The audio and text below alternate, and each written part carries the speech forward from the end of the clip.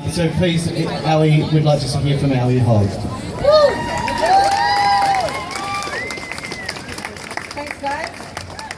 It's so fantastic to see so many people out here today.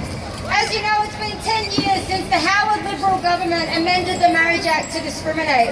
They changed the law to say that marriage should only be an institution between a man and a woman to the exclusion of all others.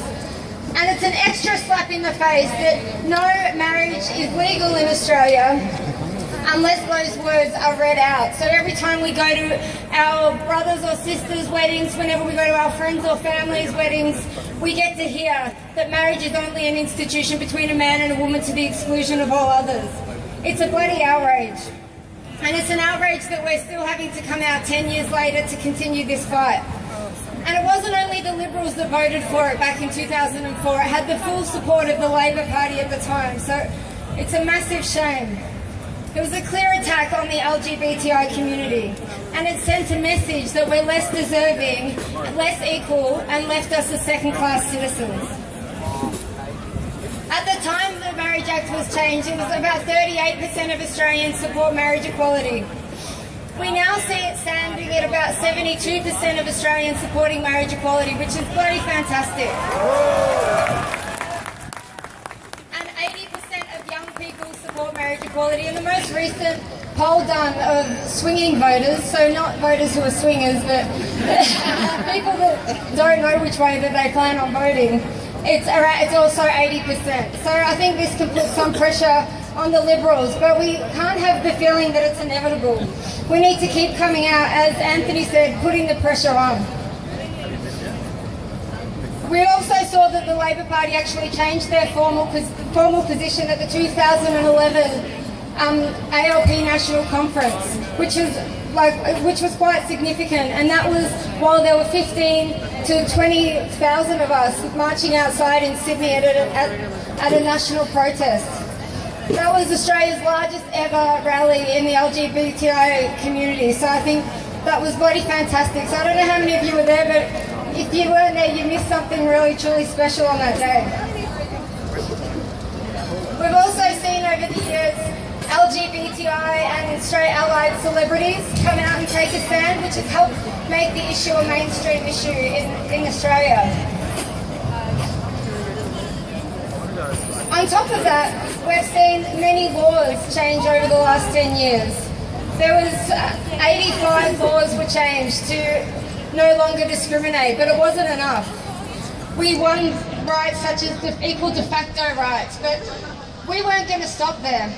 One of the things about equal love is that we haven't given in on anything at any step of the way. You can't only be equal sometimes. So when they start raising things like civil unions, it's not good enough. We want full equality. While there's one section of the law that says one thing, and for one section of society, and another law for everybody else, it's still unequal. So we still need to fight until we see full equal marriage rights.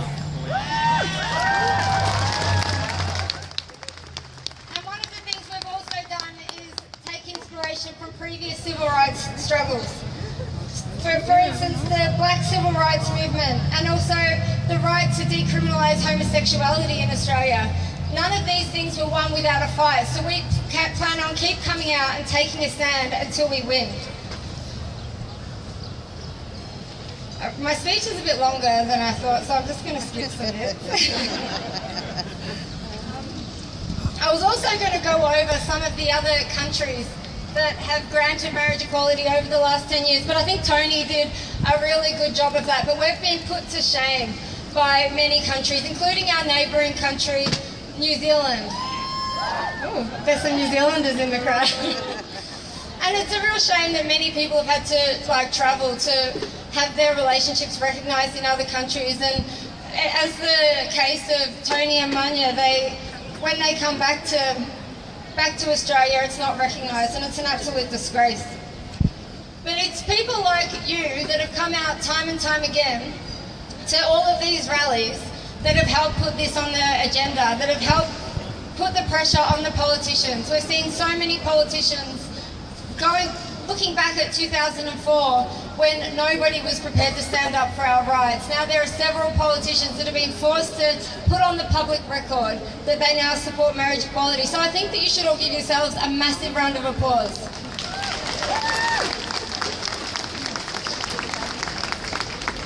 And as Sue said, they are talking about putting it to a conscience vote, and it shouldn't be a matter of conscience. But I think that we need to keep the pressure on these politicians so they do vote to support equality. And it's quite incredible that the ALP who now support marriage equality are refusing to have a binding vote on the issue.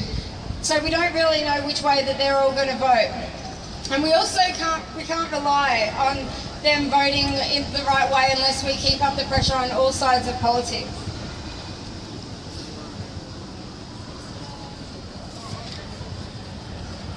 Okay, so I think the main point I want to get out of today is that we need to keep coming out and taking a stand until we see the amendment of the Marriage Act that says that marriage is only between a man and a woman gets thrown into the dustbins of history. And I think we need to come out louder and prouder as often as we possibly can until we have our equal rights. So I'm going to end with a bit of a chant. And before I end in a chant, I'll just let people know what's going to be happening. So as Anthony said, we'll be marching through and we're going to hear from another couple of speakers who I can see in the audience. Michael Barnett and Gregory Storer, who are going to be stars of a TV show on SBS called Living with the Enemy, where they had the pleasure, or not so pleasurable experience of living with a bigot. So that's going to be quite controversial and an interesting thing to see. So they're going to be addressing us at the end of the rally. So make sure that you come on the march and get to hear their story.